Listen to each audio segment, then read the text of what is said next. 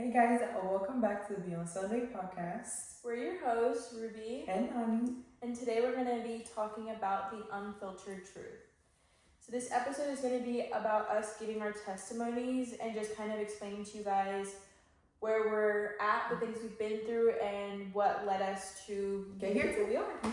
Yeah, so let's get into it. We're going to start with the scripture spotlight. So scripture spotlight is going to be like a recurring segment. And it's something where we're just going to give scriptures that really speak to us or connect with the episode or what we're going to be talking about. Today we're going to be using scriptures that really speak to us throughout our testimony and things we found in the middle of the seasons that we were in. So I'll start with mine. Mine is the Lord is close to the brokenhearted and to those who are crushed in spirit, and that is Psalms 34:18. And the reason why I use this verse is because it reminds us that during our lowest times, that's when God is closest to us and to comfort us and to rescue us, and that we should lean on Him because He will be there to save us. And that is and get us and pull us out. So that's why I use that one, because I think it goes perfect with my testimony, and that's the one I chose. I love it. It's so nice. I love that verse because I feel like it just speaks a lot to not just your testimony, but to so many people's testimonies. Right. It's something a lot of people can relate to. So my scripture is going to be 2 Corinthians 12:9. And it's, but he said to me, my grace is sufficient for you, for my power is made perfect in weaknesses. Therefore, I will boast all the more gladly about my weaknesses so that Christ's power may rest on me. And for me, this verse really speaks to me. It really speaks directly to like how God used my pain, my brokenness, and my weaknesses to reveal His constant presence and just His power over my life, just to get me from where I started and to where I am now. So it's nice verse. One of my favorites.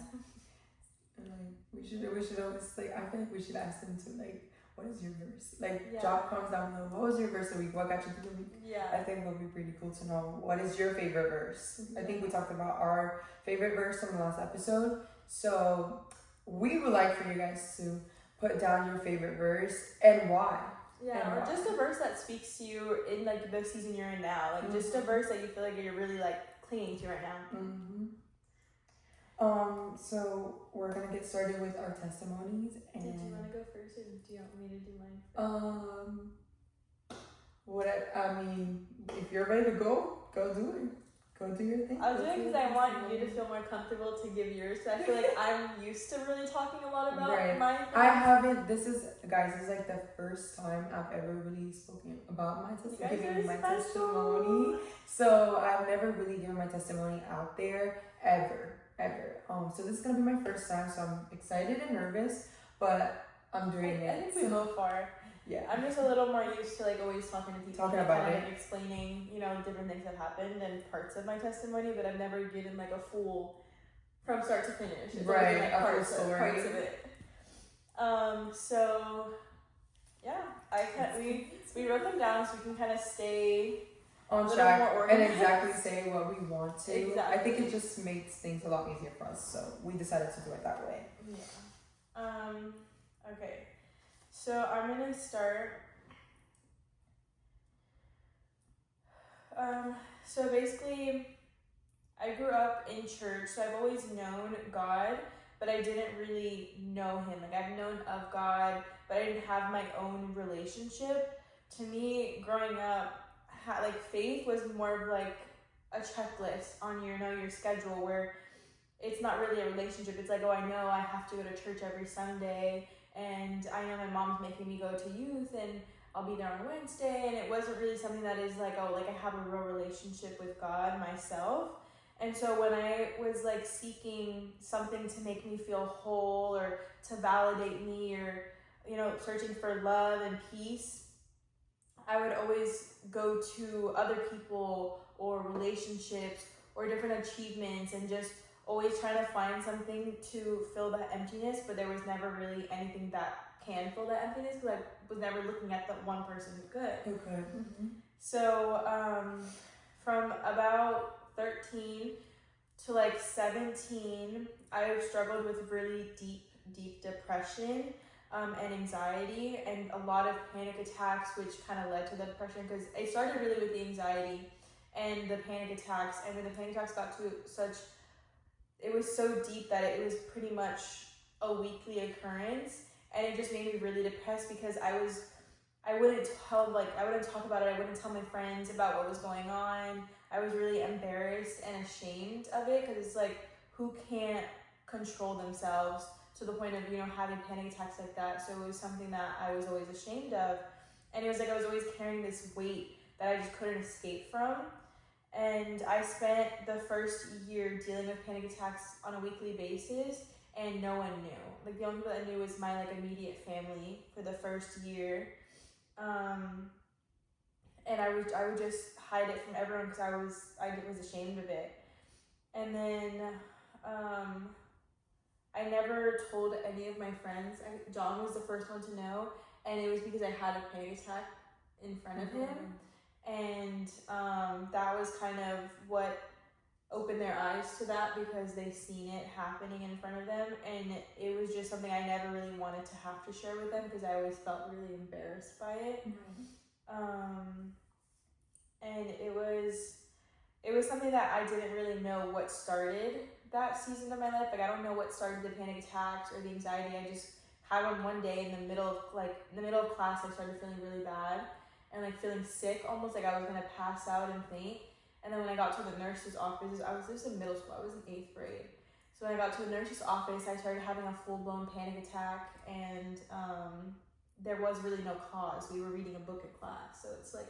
It just happens. A panic attack just happens. It just happens. And you and have no control over it. 13 at that time, I did not understand. I think I was 13 or 14. I just didn't understand it. So it was something I'm not going to sit here and tell people about it, because I don't even know what the heck is going on. You don't know, it just happened. It just took over, and exactly. That was it. And then, so at the same time that all this was going on, I've never really had the best relationship with my parents, just because I was always really angry with them, just for not being around and for always working and traveling, and just, it was really hard, because they would try, and I know they would, and I know they were doing it for me. They were always working to be able to provide for me and my brother and our family. But it was just, it's hard when you grow up like that, because it's hard to be it's hard to realize that while you're a kid. You see that later. You don't understand at this point. You're just seeing oh, mom and dad aren't here, they're missing when I do this, they're missing this, and so that's more what I would see. And it just created this feeling that I just wouldn't feel like a priority to my parents. It was more of I had to be perfect and have all these achievements and do good in school, straight A's, all advanced classes, and do all these things just to kind of gain their attention, for them to focus on me for a little bit. And it never felt like it was enough. I just felt like I wanted to make them proud, but I wasn't making them proud, because they wouldn't give me enough attention, because they were always busy with something else. So that pressure from all of that, I put that own pressure on myself, because they never put that pressure on me. They never expected me to do any of that, but I put that pressure on myself, and it really shaped the way that I would view myself, and how I would love other people, how I would receive love from other people, and even how I would look at God, because it's I'm expecting, I would expect the same thing. If I have to do this for my parents to give me attention, what is God, I would have to do so much more to gain his attention. So it was something that I wouldn't say scared of, but it was something I didn't fully understand, how God can call you loved and chosen and called, but you don't have to do anything to earn that. And that was really hard for me to understand. So I kind of pulled away from that, because I was well, what am I supposed to do? How am I supposed to be good enough for God? And so that was definitely part of it. And with relationships or friendships or literally anything, when it would come to loving other people or showing love or receiving love from other people, it's I felt like if I wasn't a priority to someone, they didn't love me or care for you. Exactly, and that definitely came from just, how I grew up. And it was something I had to learn how to grow out of, because it's like, you're not going to be everyone's number one priority. You're just not. It's the truth. Like, it's never going to be like that. And that's just how life is, and you can't expect that from anyone, because it's just not healthy. Like, you need to be your number one priority. You're not going to be the world's number one priority. And so it was definitely something I had to learn and open up my eyes and see that, to be able to grow from there. So then after that,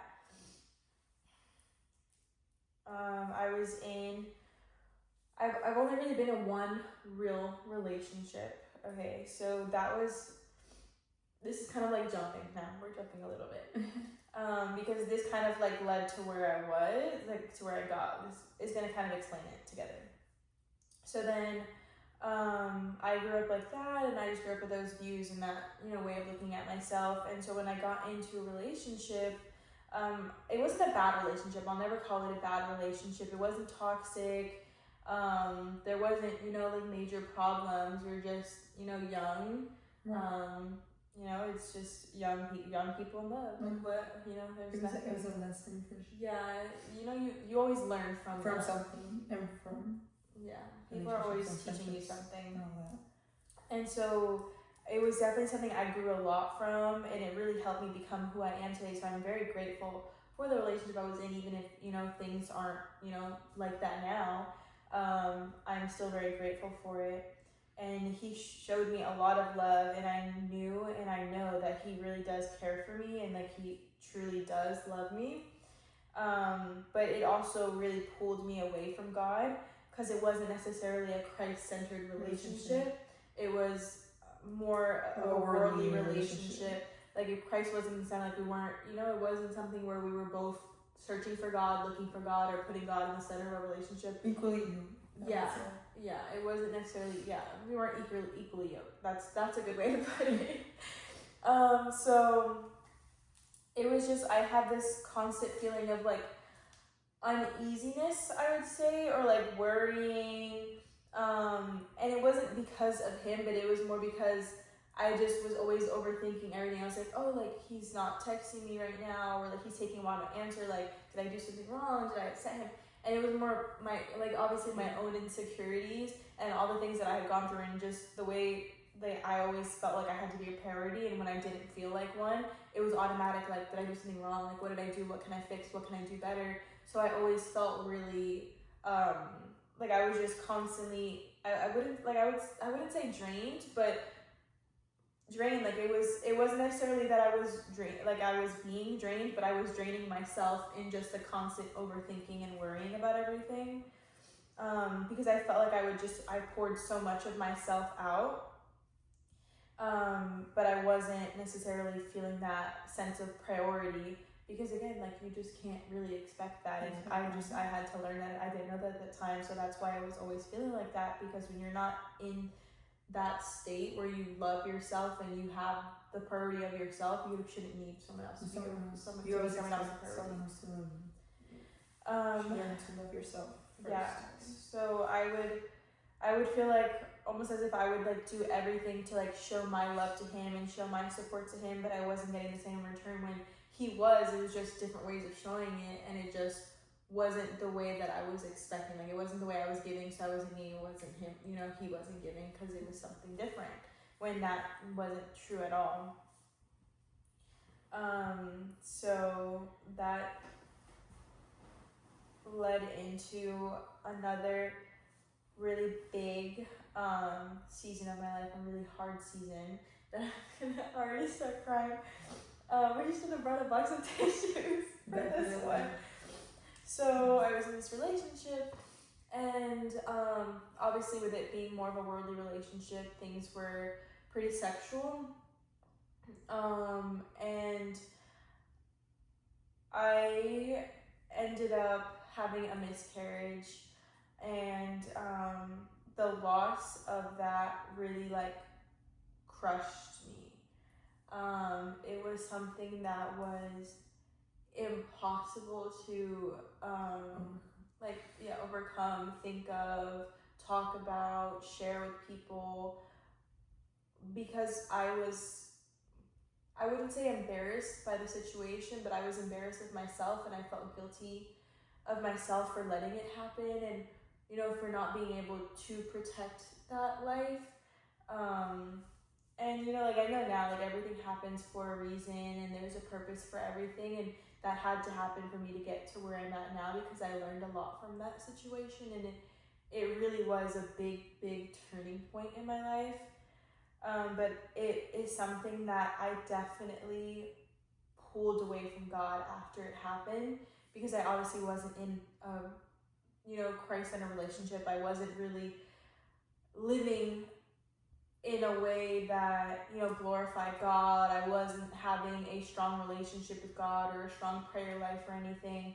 So it made me pull away, and I would just question God for everything. Like, I had questioned him in ways I had never, ever questioned God before.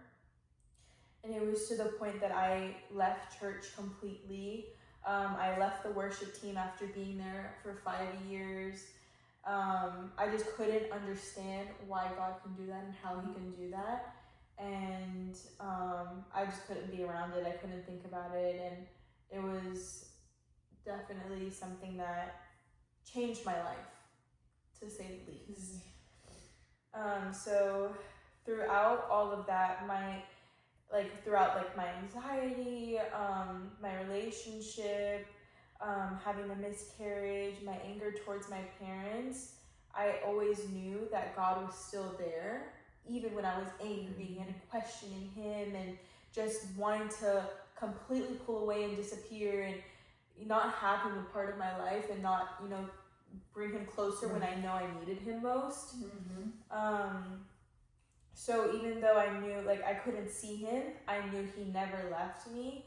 So slowly, God began showing me that my worth doesn't come through being someone else's priority, or from proving myself for doing different things, or, you know, like getting straight A's or doing whatever. Like, it doesn't matter what I do.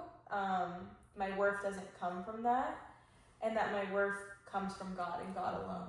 He's the only one that can heal you. He's the only one that can make you whole. He's the only one that can take every struggle and just make everything possible. He's the only one that can do the impossible.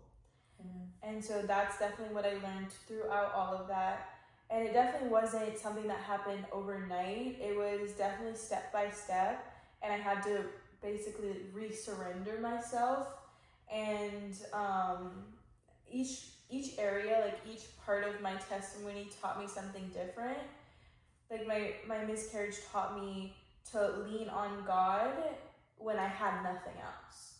When there's nothing going for you, when you're angry and you're hurt and you feel like you have no one there to understand you, you need to lean on him, because he understands you. He knows the desires of your heart. He knows what you're thinking and just what's best for you.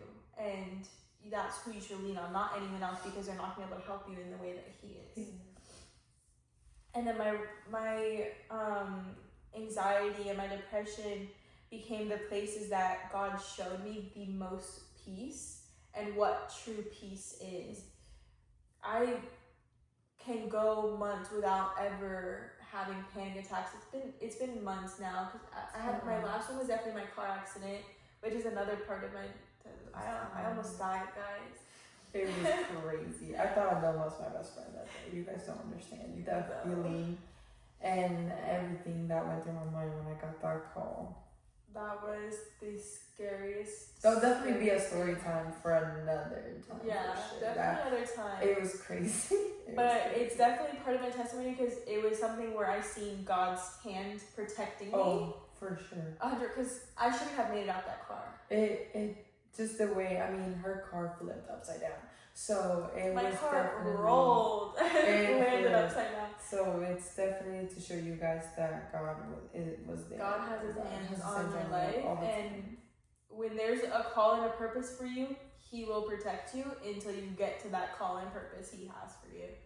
So that's definitely a part of that, and we'll definitely talk about that later on. And so my relationship, what that taught me was that it taught me both growth and lessons about what love is, the kind of love that I want, and what I'm willing to accept and not accept for my personal well-being and for my relationship with God to not hinder that. So it's definitely something that I feel like you learn a lot from relationships in every aspect, not just spiritually, but emotionally, mentally, physically, like just everything.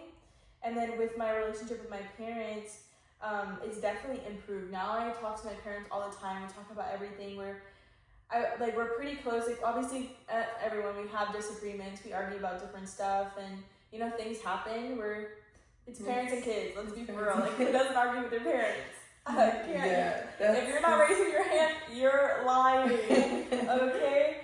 But even through all of the hurt that I felt towards them, it taught me to have grace and patience and ultimately to have forgiveness for people, because you have to forgive your parents. Yeah. And it's something where you have to learn how to have that patience, that even though they're saying something or they're doing something that hurts you, you have that patience to be graceful to them and give them that forgiveness. And that's definitely something that you need to have in life, full circle. Not just with your parents or your family, but with everyone. Friends. Yeah, outside people, even people who just do you wrong who you don't even know. You have to be able to forgive people, because God forgives you if you forgive other people. So it's a two-way thing. If you're holding grudges and you're not forgiving other people, God can't forgive you. So it's definitely something that you have to be sure to work on.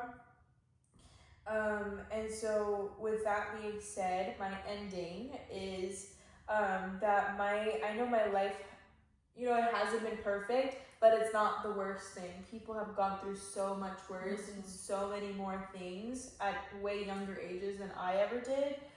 And my faith hasn't always been perfect. It's still not perfect, but God has always been constant. He's always there. He's taken all of my pain, all of my loss, all of my brokenness, and he's turned it into my testimony. And now I can say that he has met me through all of those dark and complicated places. And if he's done that for me, when who am I? I'm no one. I'm nothing. Yeah. So if he does that for me, why wouldn't he do that for you? And so that's something I'm very big on. Don't look at me and be like, oh, I wish, I was more like Ruby. I wish, I could do this like Ruby or whatever. No, be you, because God is not, I'm not special for God. We are special for God, but I'm not special in the sense that God's only doing something just for me. Yeah. That's just not the reality. So, yeah, that's just my kind of summed up version of my testimony. I'm sure more things will come up, different topics and questions, more things will come up, but that's what I was wanting to share, just because there's obviously more, but it's hard to kind of get into all of that because we have obviously more episodes and other topics that can definitely go with that, and we'll talk about more as you guys continue to watch. Exactly. We have a lot more to uncover. So we can tie in more to everything too. Right now it's more just us kind of giving you guys, a little bit of explanations of how we are the people we are, and why we call on God so much. That was a beautiful testimony, though. I can say that was hard for her. So yeah, definitely. I feel like I've given lots. I've said all of this to people, and I'm not very. But every time you say it, it's your testimony, it's your story, and it also other people can relate to that as well. And I think that's why if she took the step to say that, then it gives me the strength. Okay, let me go do that too, because if she was able to stand there and tell her testimony, it gives it that you inspire other people. So it's a good thing. I think that's always why I do it. I feel like when I talk to someone about my testimony, it's because someone's telling me something, and I'm like, I've been there, done that, and there is a light in the tunnel, at the end of the tunnel. So it is something that I like to share. I love to share my testimony, but it's definitely something where you have to be wary when you do that too. You can't just share your testimony with anyone and everyone, because not everyone is looking out for you or have your best interests at heart. some people just want to use it to tear you down, and I feel like that's more the hard part right now. It's like we're putting this out there for the public, everybody to see. So it's definitely a lot of really personal things that is it's a lot harder to put out in public like that. But it's important to do that, and God calls us to share our testimonies. So that's what I'm leaning on today. You're doing good. You're doing good. Yeah. So thank you guys for listening. So this is my testimony. Like I said, I've never really, not even told Ruby my testimony. So this is There's definitely parts I haven't heard. This is hard for me. So bear with me. But this is my first time. So I'm gonna start literally not talk too much. But so me growing up in church I grew up in church for most of my life. My parents used to take me to a church on Sundays and Bible study and stuff. So definitely grew up in church for most of my life. And to me, it felt more like a routine and something that I had to do. Not because I chose to do it myself, not because I was like, okay, like I'm going to church. No, it wasn't like that. It was more forcing, you have to go to church, you have to be there. That's just how it feels when you're a kid, because it's like, you can't drive. You can't say, no, I want to stay home. And I'm sorry, but I was one of those kids where I would go to church and be around. I was that kid that would jump around or go to sleep. Yeah. For me too. I was sleeping in those chairs, best believe. So, and when I would get there at 8 o'clock in the morning, I was tired. So nobody, I as a kid would not want to be at church that early. And it was just crazy. And so I knew about God and I knew about the word, I just knew Bible there for him, but I just never really made time for myself to build that relationship with him or get to really know him.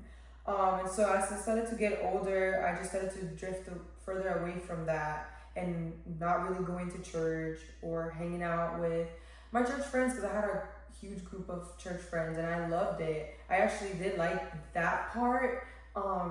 In church, I like to go and hang out with them, but other than that, that was it. Outside of that, it was just whatever I wanted to do on free time.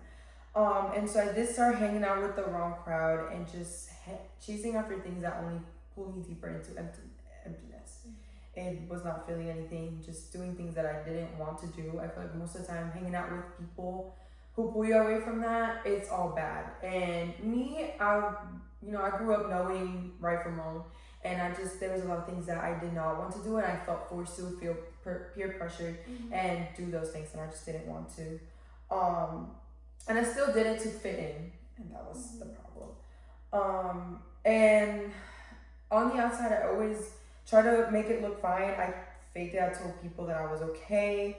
And inside, I was struggling with depression, heavy depression, and self-reflection.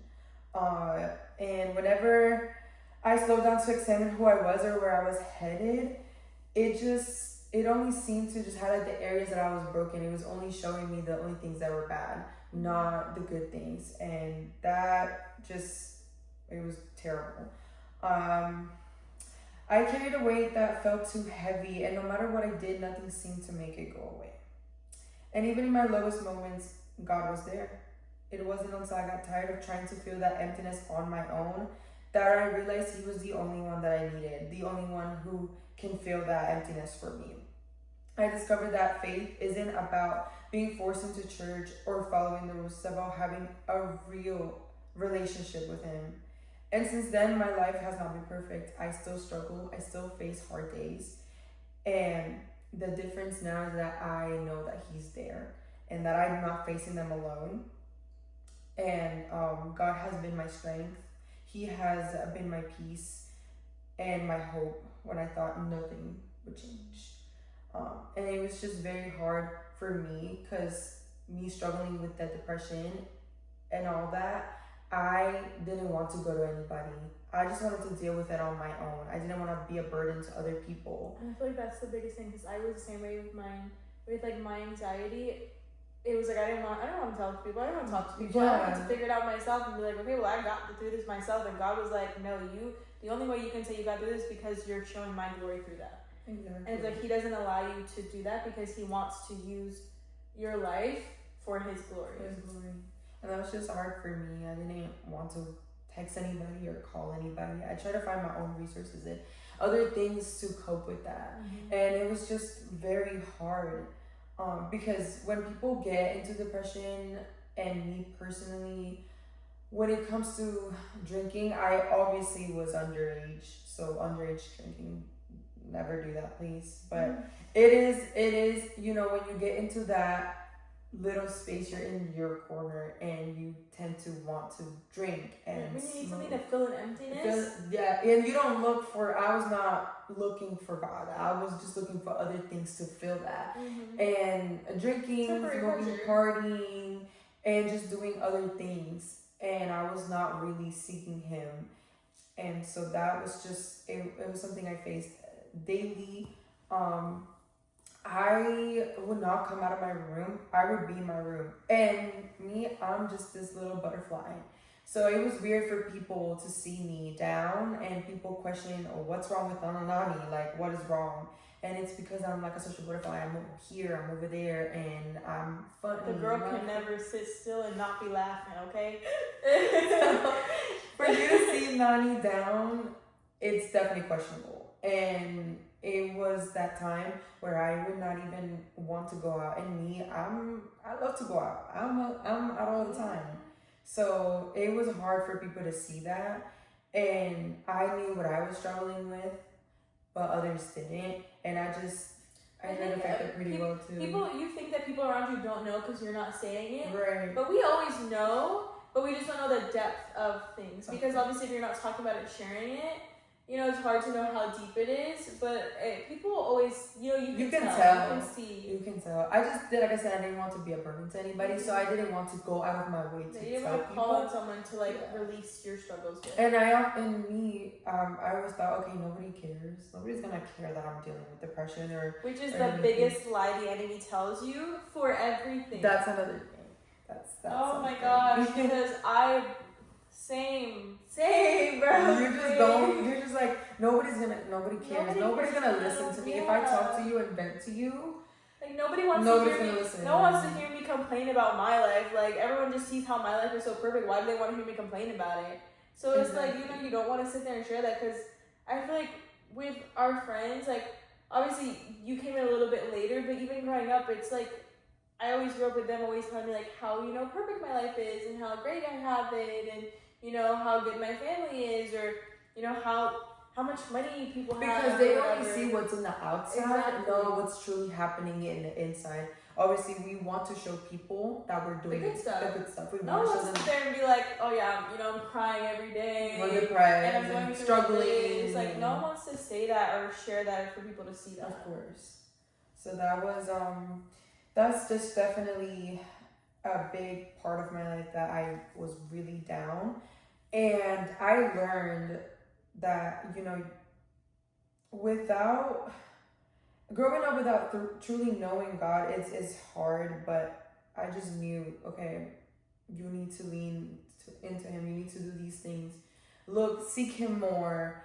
And that's just, it was just really hard for me to even do that. I don't even know. I said it in the last episode how I got there, because other people around me encouraged me and were like, you know, Nani, start coming to church, start doing this. And also because I chose to do that. I got up it was a desire. and I decided to do that. And it just shows that He never stopped pursuing me. He took my brokenness and He turned it into something so beautiful. And that's why I'm here today and telling you my testimony. Because right now I'm not perfect. You know, I still struggle. Like I said, I still struggle. But I'm doing a lot better than I was before, and I can say that I beat depression, and I do have my days where I am I'm upset, but I'm not in there. I'm not broken. Yeah. It's not depression. It's just, you know, you're having a bad day. Exactly. It's not the same thing. Yeah. And so I can say I'm learning to walk with Him, and not because I have to, but because I want to, and I choose to do that daily. And especially in relationships, it was hard for me. because at the time I was in a relationship and I was depressed. So that also, putting that into another person, it's hard being with someone who is constantly depressed. And I feel like when you're already there and you're in a relationship while you're in that, you're kind of using that to fill that emptiness too. And definitely the same thing I did in that time with like my anxiety is definitely when I was going through something, it was like I would just look towards him. And not even about telling him what was going on, but just about like, like we can do this, we can go out here, just pretend it's not happening. Yeah, to feel that, to avoid the actual the problem. Yeah. And that's what happened to me as well in the relationship. It was hard for me. It was just to feel that. And I often looked up all the time to him for him to feel that for me and be there for me, because I genuinely just wanted somebody to be there, to see me, to see my brokenness, to see what I was going through. And it was a very hard time for me. And we both knew of God. We both knew that. But it wasn't a Christ-centered relationship. And we weren't following that. So it was hard for him, maybe it was hard to be there for me as well, and also to know what to do. Yeah, it was hard because we didn't have God in the center of our relationship, and that is very important. It's very important to have God in the center of everything. God should be the center of everything. He should be the reason why you do this or that. Do everything for him. Do everything for him. And it was just hard. So that is my testimony. That is the hard. It was definitely one of the hardest part of my life. Like I said, I still face things, but that was like a big part, a big moment. And this all happened while being in high school. Because I think that stage in my life, it's high school. So you're just in the moment and living your life. And I just didn't want to face that. There was times where I would just not want to think about it. So I would go out and hang out with my friends and go party and be out late at night and nothing, And I didn't want to go to my parents because I didn't also want to be that child that would just, I didn't want to be the problem child. Or like, oh, now we have to get you into therapy because you're going through this and that. And I just always felt like I needed to deal with things on my own, and I didn't want to lean on anybody else, especially not my parents. I didn't know how to really go to my parents and tell them, hey, I'm struggling with this. I didn't want them to think I was crazy or want them to think that I was going to harm myself, because that was not the case. There were times, yes, that I did think about it, no doubt. There was times where I would sit in my room and think about harming myself, and that's something that I've never talked about. So that it was very hard for me, but I knew I didn't want to do that. I knew that it wasn't good, and I didn't want to leave my family or my parents. I knew that they needed me here. I didn't want to. That's a long-term pain, and I didn't want to do that. So I decided to, okay, Nani, you're needed here. And that's when I started to read my Bible, start going to church, and look more, seek God more, look more for him, lean to him. And that's when it all started. It was hard, guys. It was really hard. And I can say the same thing. Like, I didn't know how to speak to my parents about anything. They knew about my anxiety because of the panic attacks, obviously, and they would be around and they would see, but they never understood. You just think that your parents are not going to understand. No, they're just going to yell at you. No, and they did. They literally didn't understand. I'm telling you, like, it's fine now. Like, they figured it out. But my parents, I don't think, when everything was happening, I feel like I was a big spiritual battle for them when I was going through the panic attacks, because they didn't believe in anxiety. My dad specifically does not believe in anxiety. He does not believe in depression. He believes that's all just that's just a mental issue, and like you're thinking about it too much. And so when I'm going through that, they literally didn't understand, and they didn't believe what was happening was real. So they would sit there and watch me, and they're like, thinking like I'm just being dramatic or I'm being extra and like I'm doing all this just, for attention or whatever. But it's like, I honestly, I can't control it. I can't control it. I can't understand it. I don't know why it's happening, what reason is happening, what caused it. And it's like they couldn't believe it, and I couldn't explain it to them. When someone has never gone through that, you can't sit there and explain it to them what it is that's happening to you. So it's like... It's hard to explain. Exactly. It's hard to explain to other people. You just have to kind of go through you it have to understand. Exactly. So definitely, I feel like I was a big, I guess, testimony for them too in the spiritual battle they had to go through to understand that. But my parents really didn't understand, so I didn't want to go to them to talk about anything, and they just knew what they seen, and that's about it. I didn't go and talk to them or explain things because I just, didn't want to have to deal with even more of their misunderstanding or, they're taking out their confusion on me. And that's, I feel like I just didn't have anyone to go to that would understand. And I was just ashamed to talk to, people my age or friends my age, people who were actually going through it. So, because a lot of people our age go through all these different things, yes, too. they do.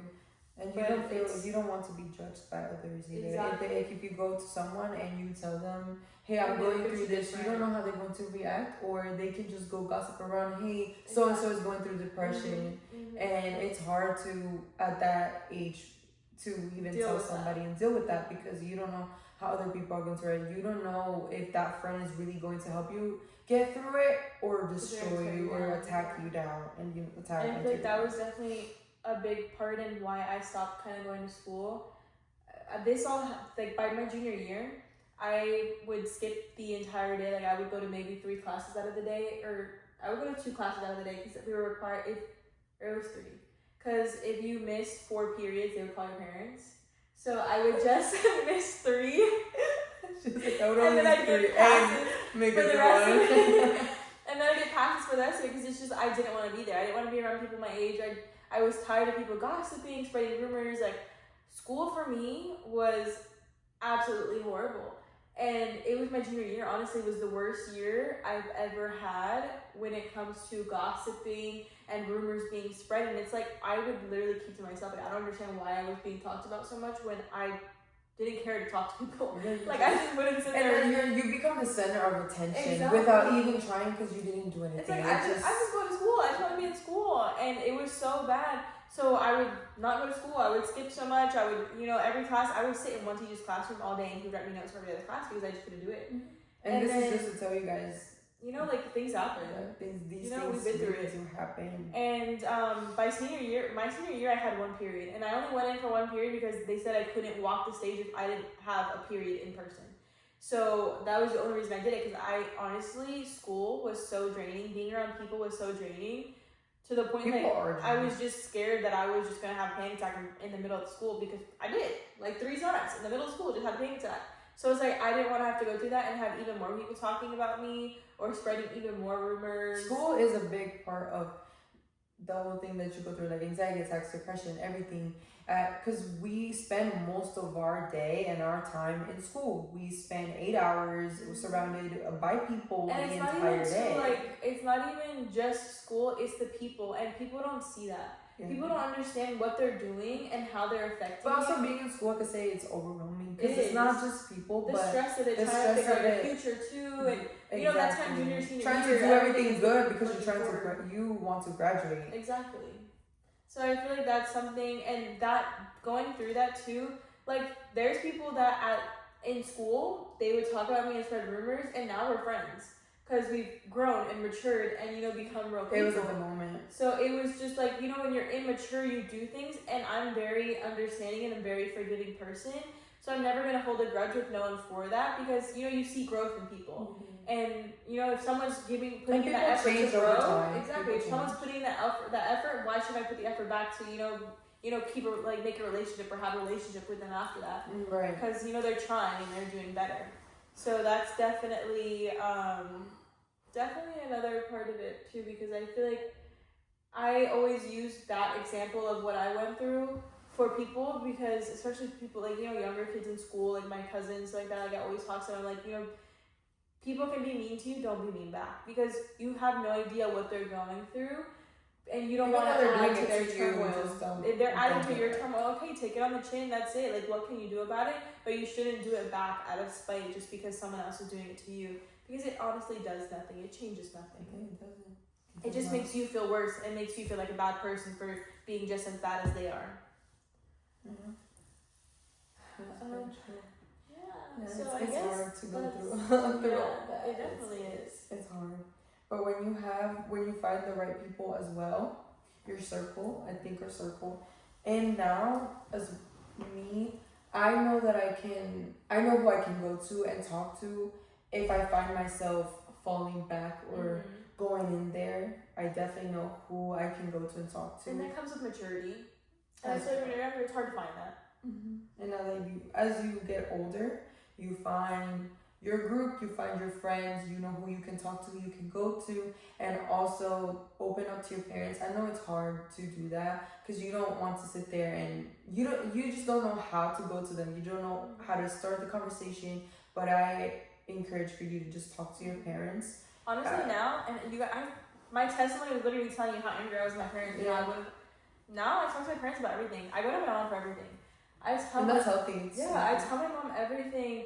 Obviously, there's some things that it's like maybe I'll tell her like a week or a month from now, but then right. I go right towards her.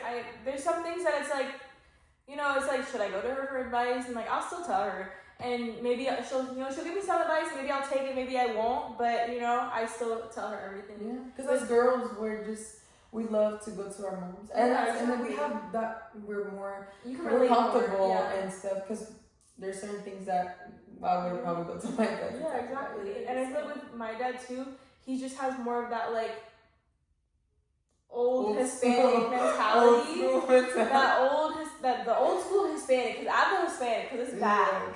It's just that mentality that they have that it's hard to be able for him, like to be able to relate to him or for him to talk to me like not just like I'm his daughter, but to talk to me and give me advice as a person that's not just his daughter. Right. So that sometimes is really hard. So that's more why I go to my mom for everything. Mm-hmm. So I think I said I definitely encourage you guys to talk to your parents. Yeah, 100%. And do that because now that we're older, we know that we can. I know that I can go to my mom for a lot of things. So love you, mom, for always being there. We love you. And so definitely, I just feel a lot more comfortable and a lot more comfortable to talk about different topics.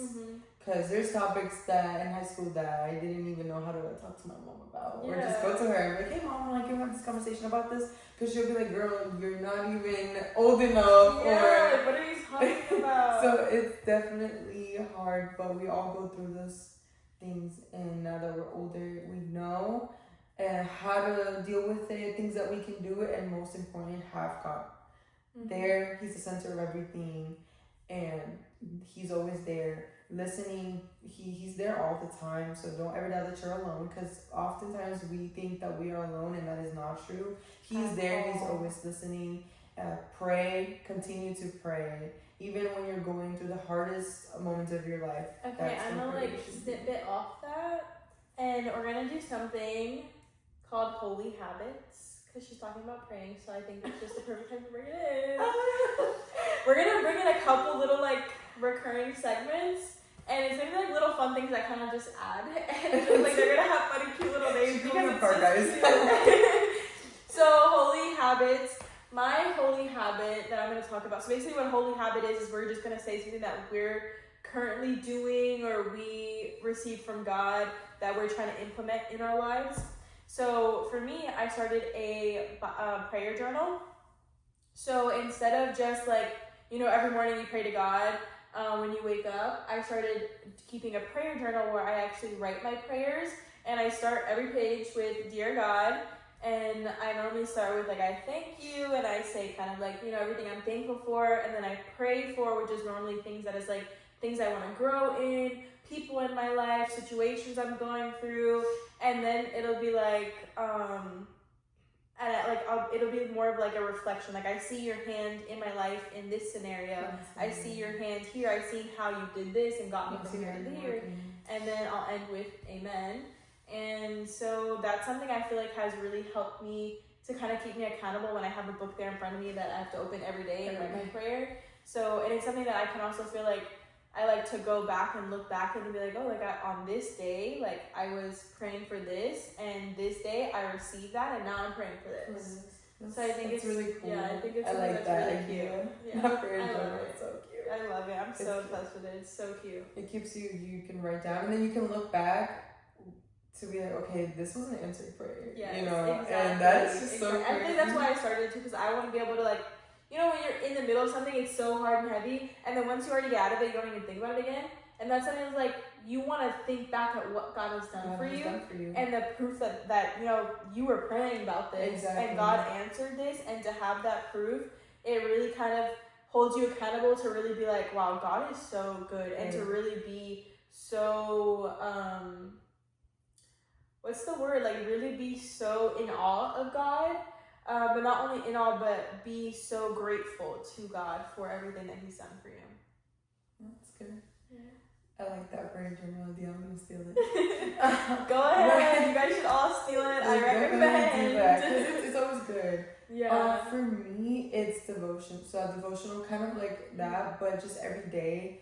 I bought this little book, and it has 90 devotions in it, and also a prayer at the end. Huh?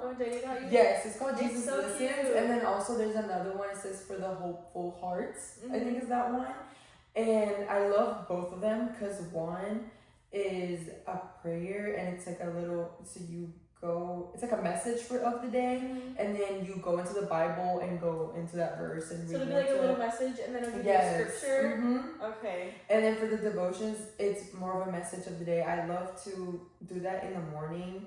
Every morning when I wake up, I've really been trying to stay very consistent with that and read that message. And then at the end, it's a verse, or it'll be a prayer, and I've been reading it every day. And so I think like the other day I was reading how we're often tensed up, and we need to loosen up a little bit and just leave it to God. And that was like one of the, and I needed that. So let go, let God. Yes. Let go, let God. That is, I think, one of the hardest lessons to learn. Yes, because it's so hard to be like, okay, I let this go on, and I leave it all to you, and I'm not gonna worry or think about it again.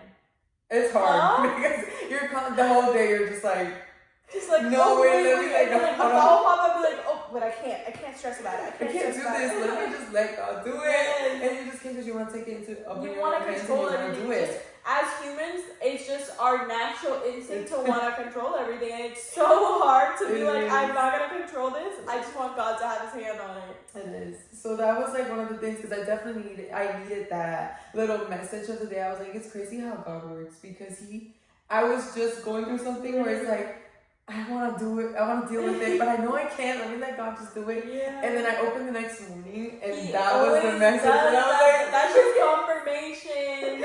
Confirmation. Yes, and it was crazy to me. And that's just to show you guys that God knows, and He's listening, and He knows, He can see I feel like I've been getting so many of those scenarios where it's like I'm reading one scripture like one day, and like what happened to me like 2 weeks ago, on that Monday, I was reading Daniel 3, which is the story of the furnace and King Nebuchadnezzar. So I was reading that story, and like I wrote down notes, like I got into that, and it's like that in my Bible. I have the She Reads Truth Bible, so it has like little note section, or like not notes, but like little like I guess descriptions, like it just kind of breaks down the passage, and it was like, but even if he doesn't, he's still good. Because Shadrach, Meshach, and Abednego, they were saying how, you know, my God is so glorious. Like, I know He's going to protect me from this, but even if He doesn't, He's still good, and I refuse to worship any other gods. And that was something that really spoke to me. It was like, even if He doesn't pull me out of what I'm going through right now in this moment when I'm asking Him to, He's still good. And that was something that, you know, it's hard to learn, and I'm still trying to learn that. And it was just that same week. So that happened on Monday, and then on Wednesday I went to my youth church just to kind of, because I really missed everyone, and we wanted to go and surprise Pastor Micah. So we went in, and guess what he's talking about? Daniel 3. That's crazy. It was, and then that that was Wednesday. That Thursday, I got my lashes done. And I'm talking with Chloe, which is our lash tech. Shout out Chloe, lash day girl. We love you. So we were talking, and we were having this whole conversation. And I go to church on Sunday, and the pastor's talking about the same exact thing. And I'm just like, what even is going on? And I've really been in that season of that confirmation and just like knowing like he's confirming these messages and these words because they're for me, and I need to take them in and really like look inwards and look at my heart and how I can implement those things into my life. So I know why he's doing it, but it's just so like, I just love when he does that. I love it. It gives you confirmation. Yes, and it's like, God be so funny. Like, God really got jokes. God really got jokes because he's like, blameless. Literally, oh my gosh, it is so funny, bro. It's so funny what God does. He just, like, why? Like, he just got real humor, bro. So, yeah. Yeah. But that is our... I think that's our second episode. That's episode 2. That is our testimonies. We hope that you guys liked it, and we hope that you can take something from it. Like you see something in us that you can relate to, and you can see how we use that and how you can use that to better your relationship with God, better your relationship with people around you, and just overcome all these different scenarios and come out on the other side stronger. Mm-hmm. Yeah. We are we're very excited to still do this, and definitely we just want you guys to feel comfortable to come and talk to us as well. So we want to be also a safe space for you guys.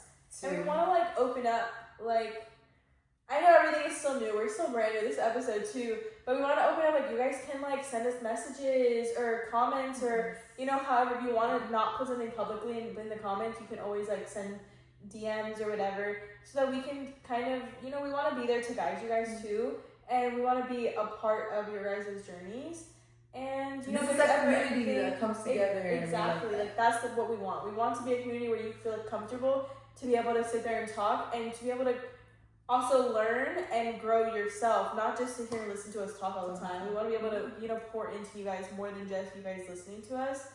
And so, if there's ever topics or whatever, specific things that you're going through that you want to have us discuss, we would love to do that. Yes. So make sure that you guys comment, and hit that subscribe button. And any comments, any topics, anything you guys would like for us to talk about, or any questions, just make sure you do that. And remember to stay raw, stay real, and stay rooted. And we'll catch you on the next video on Sunday. Bye.